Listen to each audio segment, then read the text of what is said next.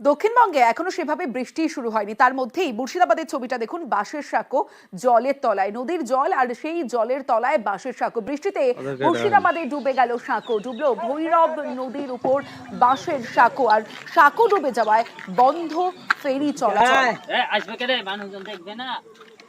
এই বাঁশের সাঁকো ডুবে যাওয়ায় ফেরি চলাচল বন্ধ। কতটা সমস্যা হচ্ছে সাধারণ মানুষের, সরাসরি চলে যাব। প্রণব বন্দ্যোপাধ্যায় রয়েছে আমার সঙ্গে, প্রণবের সঙ্গে কথা বলবো। প্রণব, এখনো পর্যন্ত সেইভাবে বৃষ্টি হয়নি, সামান্য বৃষ্টি, তাতেই এই বাঁশের সাঁকো ডুবে গেছে, ফেরি চলাচল বন্ধ। সাধারণ মানুষের তো ভোগান্তির এক শেষ।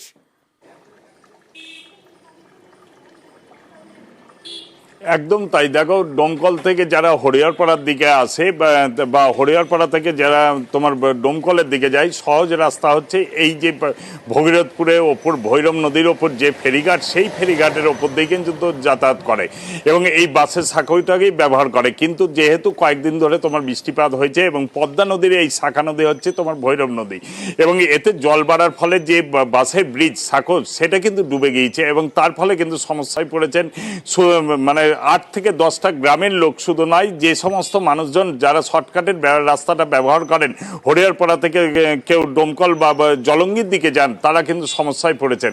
এবং ভগীরথপুরের যিনি প্রধান রয়েছেন তিনিও কিন্তু সেই সমস্যার কথা স্বীকার করেছেন। এবং যেহেতু ঘাটটা যারা ইজারা নিয়েছিল তারা কিন্তু তারপর থেকে কিন্তু বেপাত্তা হয়ে গিয়েছে, যেহেতু সাঁকোটা ডুবে গিয়েছে, তাই তিনি বলেছেন যে বিষয়টি জানাবো। এবং পঞ্চায়েত সমিতি, ডোমকলের যে পঞ্চায়েত সমিতি, তারাই কিন্তু এই ঘাটটার দায়িত্ব দেয় যে সমস্ত মালিকদেরকে, তাদেরকে কত টাকায় দেওয়া হয়েছে বা কি অবস্থায় রয়েছে সে ব্যাপারে কিন্তু বিডিও, যিনি ডোমকলের বিডিও রয়েছেন, যে সেই ঘাটের মালিককে ডাকা হবে, যারা ইজারা নিয়েছে তারপরে কিন্তু যাতে আবার চলাচল করে সেই ব্যবস্থা করা হবে। তমস্বী। বেশ প্রণব, আসা যাওয়ার একমাত্র রাস্তা হচ্ছে এই ভগীরথপুর কালুয়াড়ের ঘাট। এই ঘাট এখন জলে ভেসে গেছে, মাঝিরা ফেলে পালিয়ে গেছে। এই অবস্থায় মানুষ যাতায়াতের খুব কষ্ট, দুধের গাড়ি আটকে গেছে, আমরা যেতে পারছি না। এখন আমরা কি করব সেটি বুঝতে পারছি না, যে আমাদের কি করা উচিত বা কাকে অভিযোগ করব।